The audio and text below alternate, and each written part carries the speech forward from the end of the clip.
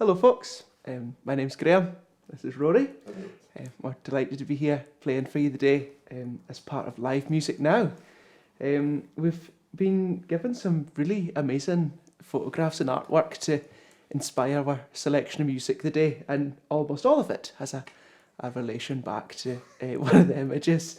The first one we're going to do is written by a man called James Scott Skinner, and this was kind of related to the image with the kind of garden party with the tea. And Scott Skinner, he was around at a time that he was employed as a composer for quite formal occasions. So he'd maybe have been brought in as the fiddle player for a garden party or for court music for royalty, or quite often composers at that time, there'd have been a earl or a laird or somebody in a high up position that would have had their own fiddle player. So we thought this would be a fine set to go with that one. And this one's called The Laird of Dunblair. And then it goes into a tune called Angus Campbell. There we go. Yes. One.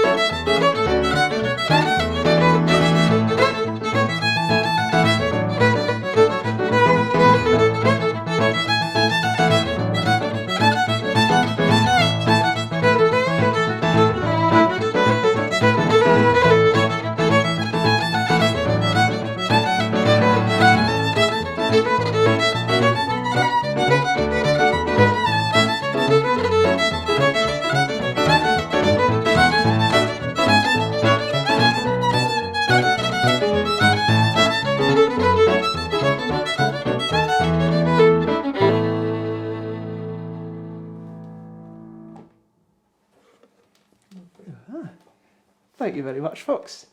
I'm going to carry on now with another tune, and this one is inspired by the picture of the folk having tea on the boat. And it's funny, a lot of folk music and tunes, it's written about real life situations, which kind of makes it quite straightforward to tie back to images and imagery across the way. So this tune is an old Irish tune that I've played for a wee while. I got it originally off a band called The Gloaming, and it's called The Sailor's Bonnet, which kind of is what it was the first tune that came to mind when I saw that image. It starts off quite peaceful, and then it goes into a reel at the end, just to follow the pattern of almost all traditional music, which is quite handy. So yeah, this is The Sailor's Bonnet.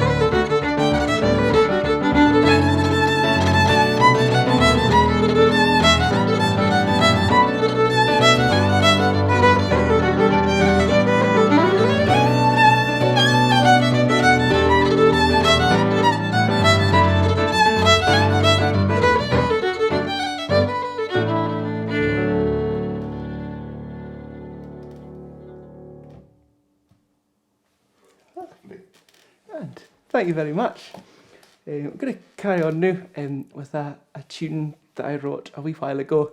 That was it's related back to the picture of the girl sitting with the teacup, and it's quite loosely related. But from looking at that picture, it reminded me of a tune that I'd written for a project that I was working on with Rory here, to do with Arcadians that went across to work for the Hudson Bay Company. I don't know if I'd mentioned I was from Orkney. I don't know if anything gave it away. But I was writing this project to do with folk that went from Orkney to work in northern Canada. And it kind of looked as though that picture was dated from around the time that that kind of travel was happening, 18th and 19th centuries. And there was this one lass that she'd decided she'd had enough of seeing all the fellas from Orkney going off and having this opportunity when women weren't allowed to work for the company. And she decided that enough was enough, and she went out and she worked, dressed up in her dad's clothes and went under the name of John Fubister and went and worked for this company for 2 years in the fur trade.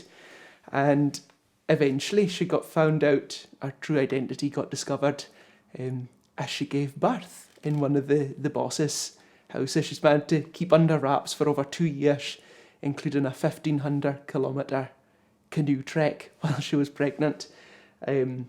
But even though she'd managed all this, as soon as they discovered that she was a woman, they sent her back home to Orkney because she'd broken these laws. And I thought it was a very contrasting story.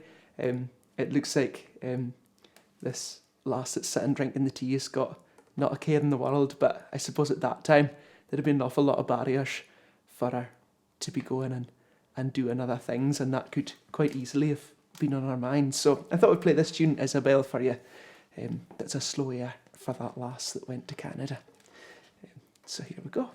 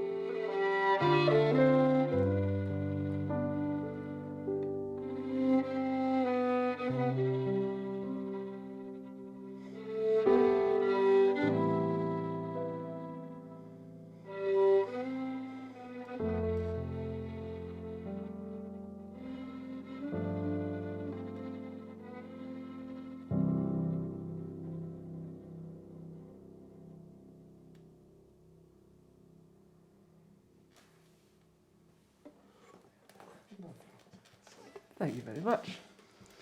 Yeah. Gonna go a wee bit more upbeat now. This is another. It's kind of loosely related to the garden party image, but also it's quite related to the time that a lot of these pictures kind of looked like they were from. There's a few Gaelic tunes we're gonna play, and it's funny, Gaelic music. It's not something that I learnt a lot about growing up, but as I've learnt more about it, a huge percentage of it seems to be about folk gossiping while they work. That's probably about accurate. Yeah. And there's a few of the images that they looked quite poised and formal, but it kind of made me wonder what on earth they were yapping about while they were there. So I thought we'd stick a few Gaelic tunes together. And a couple of these, the middle one especially, is quite often used for a push to bail, which is a kind of dance music, but sung. So a lot of Gaelic music's related to that, and yeah, it's that kind of. It all sounds like it's love stories and very formal, important things, but it's either singing about forgotten tatties or gossiping about the locals. Yeah. So yeah, we'll play this one to you. It says, yeah, Reel Me Heen Down, Ailess Dia, and then the last one is called Mary McDonald's. 1, 2, 3.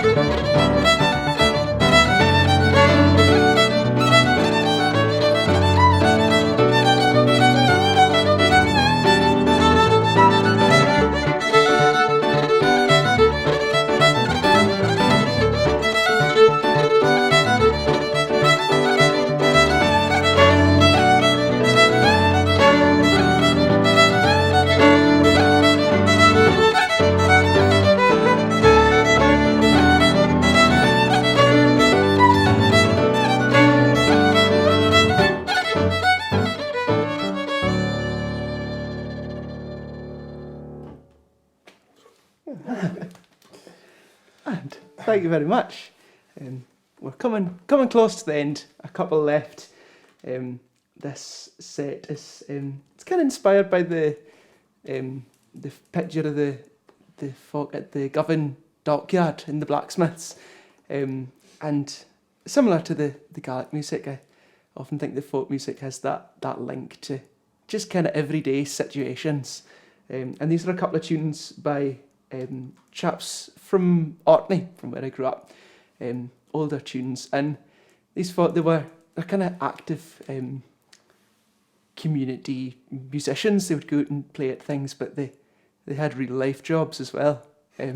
So the first tune was kind of made famous by the chap that also wrote the second one. He was a man called Ronnie Aim, and he was a postman. He ran the local shop.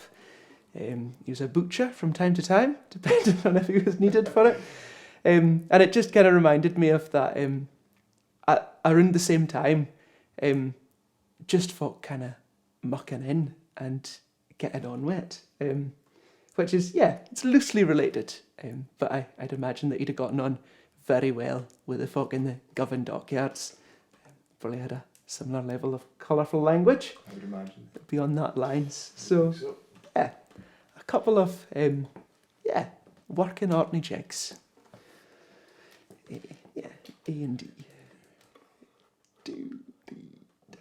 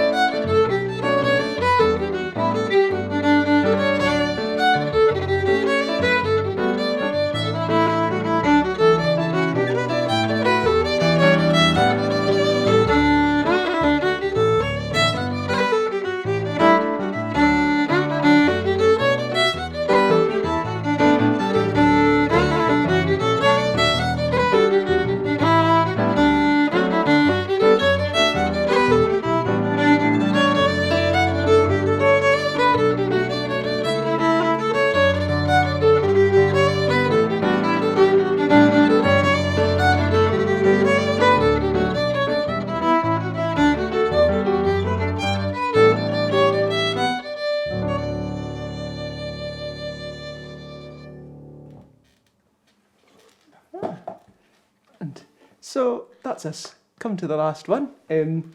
Couple of thank yous. A massive thank you to Live Music Now for having us come out and play for you. They're doing lots of great work just now.